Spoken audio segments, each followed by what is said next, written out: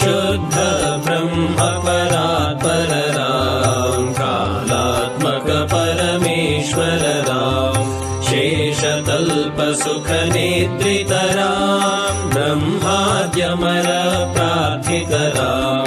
चण्ड किरण कुल मंडन राम श्रीमान दशरथ नंदन राम कौसल्या सुखवर्धन राम विश्वामित्र प्रियधन राम घोरताटका घातक राम मारीचादि निपातक राम कौशिक मख संरक्षक राम श्रीमदहल्योद्धारक राम गौतम मुनि संपूजित राम सुर मुनिवर गण संस्तुत राम नाविक धावित मृदुपद राम